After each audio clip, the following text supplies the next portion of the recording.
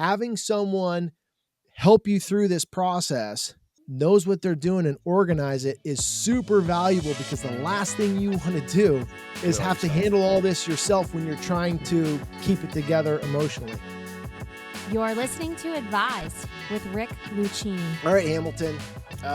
Today is one that I think gets lost a lot in planning. We're planning for retirement. The spouses are planning for retirement. They're excited. They're talking about the trips they want to take and all that sort of stuff. But there's a darker side to it, which is what happens when one of those spouses passes away early, Mm, right? yeah. And so I think today, let's just cover the things that people need to know, how it actually happens, the things you can plan for, and really what that process looks like when and if it happens.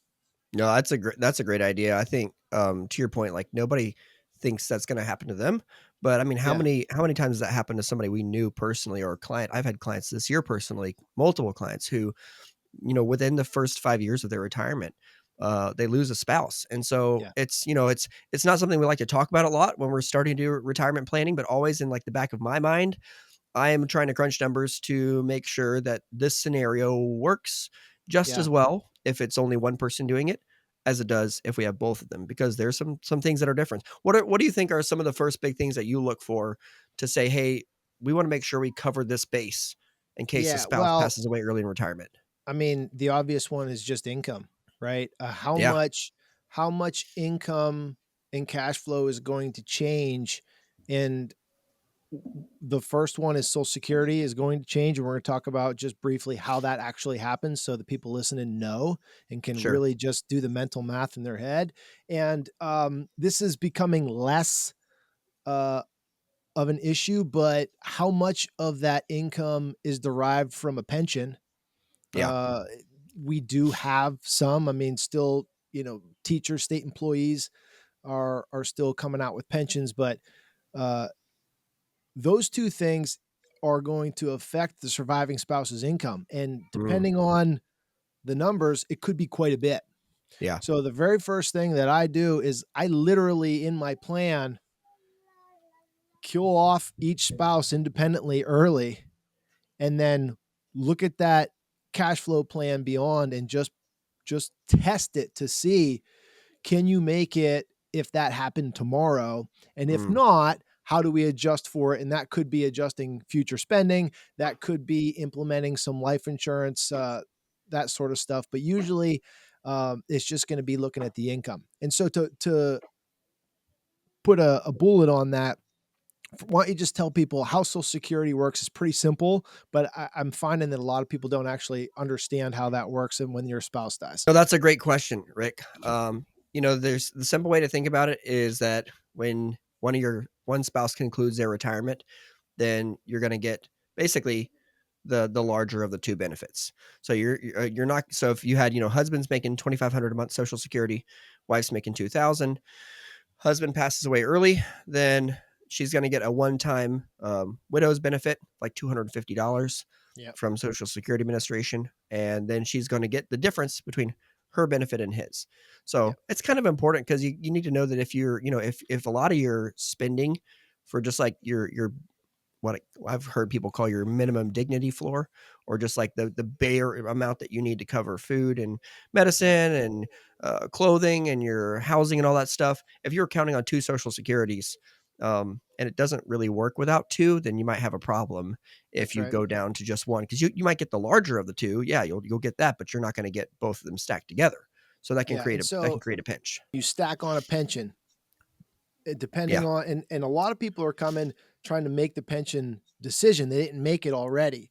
So there's sure. two ways to go about that. How do we make the decision? Or I already made the decision. Show me what happens. It's like, it's Yeah, too late. Show me what happens if I die tomorrow.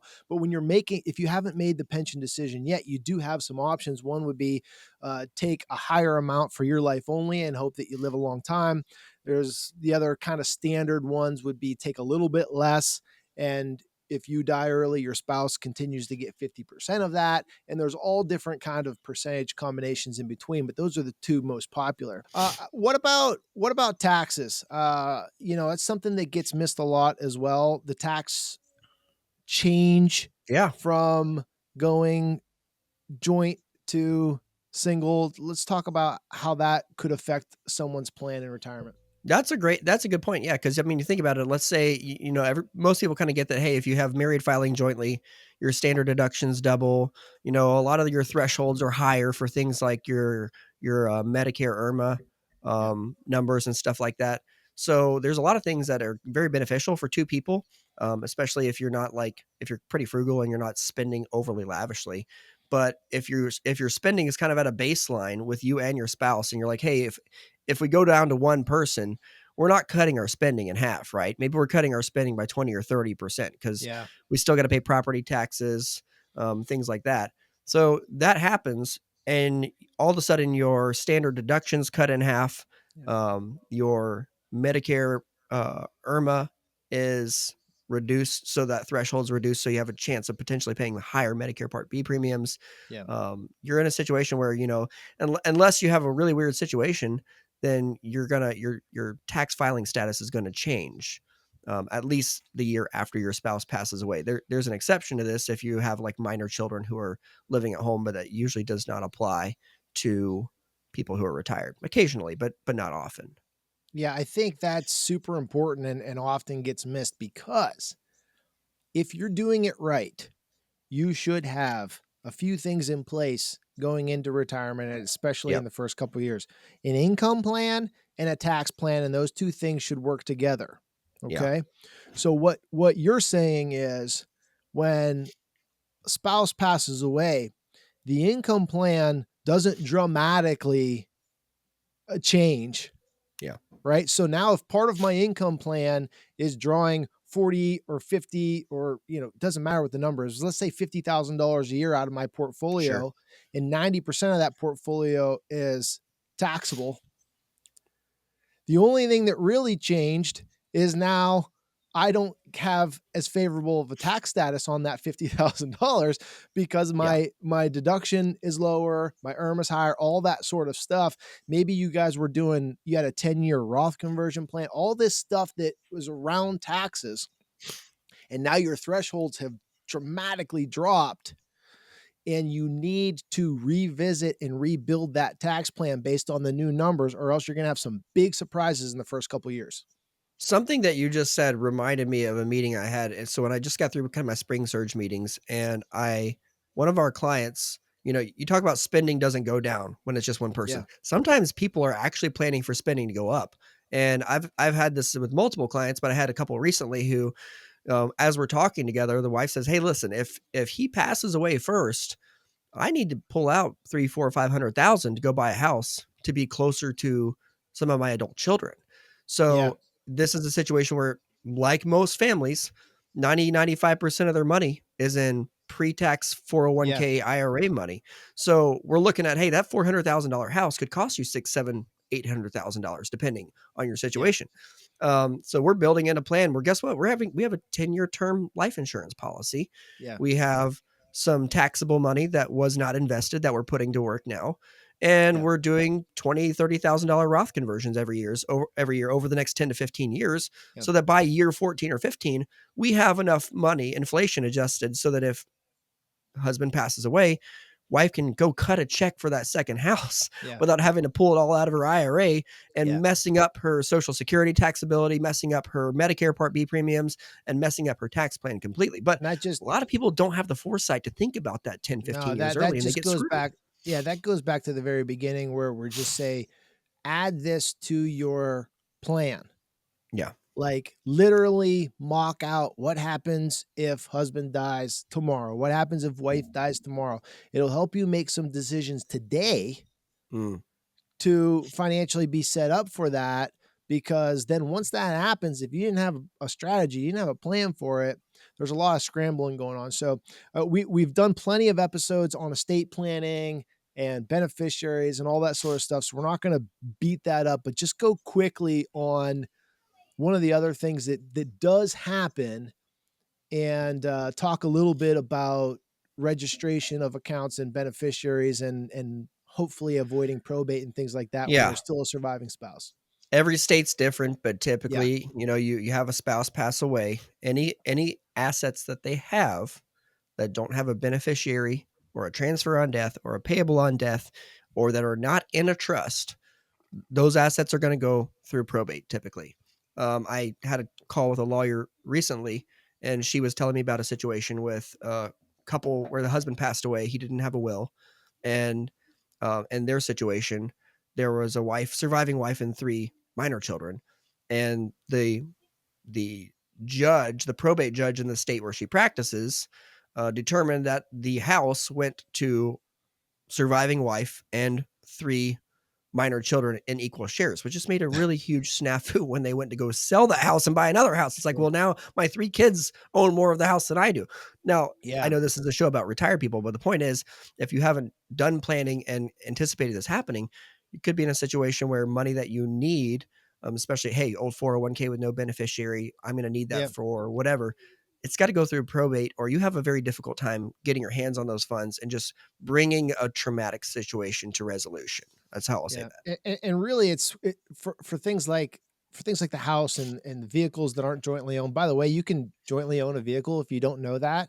Yeah. It does make things a lot easier.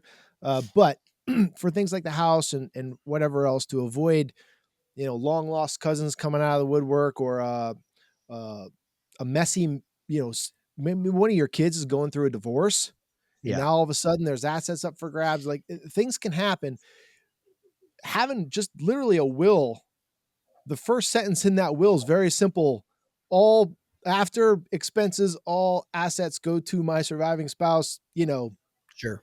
Alicia Lucchini. That sentence covers a lot of problems for people.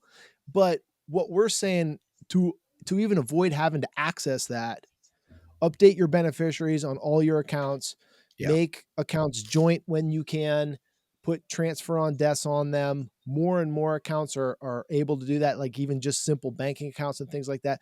Get it all set up so that you can avoid probate and make things as easy for their surviving spouse as possible.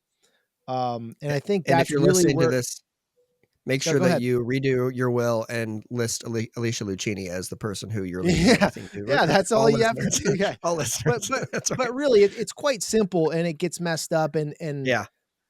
just go through all your accounts right now and just say, is my wife or is my husband either jointly own this or the primary beneficiary at Yeah. 100%? And if Yeah. not, change it now. It's super simple. But I think making things easier is where we go next, before we finish this, because we're talking about the technical side, how to actually do it. Um, but there's a lot more to it for that surviving spouse emotionally, Yeah. right? Yeah. And so y- I don't know that you can plan for that, but I don't think you can. Yeah. How no, how but can you how can you having, envision that? well, no, but having some of this stuff built out ahead of time, so that instead of trying to make decisions in a terrible time, you're Yeah. executing already made decisions. That's important. And two, having a trusted advisor, whether it's your financial advisor. I know you and I do this kind of stuff for our clients. If it's a friend, a lawyer, a son, whatever, someone that's trusted that can come in and organize all this stuff for you and say, sign here, sign here, sign here, versus you trying to grieve and call the bank asking Yeah. them why they froze your account when you tried writing checks for it and your bills are bouncing and all this sort of shit that's going on, right? Having someone help you through this process, knows what they're doing and organize it, is super valuable, because the last thing you want to do Yeah. Let's do is it all have to yourself. handle all this yourself when you're trying to keep it together emotionally. It's stressful. Yeah, you don't wanna add stress to trauma and to pain. It's Yeah. hard, and it's good to have a sounding board. Just know who your sounding board is gonna be. Don't be afraid to reach out to a friend who's been through a situation, to a brother, Yeah. to a sister, to, your financial advisor, and don't be afraid to ask some stupid questions, because 'cause they're not stupid questions. They Yeah. just feel overwhelming because 'cause you're in the thick of them. So, no, I think Yeah. that's great. I think that's a good place to leave it.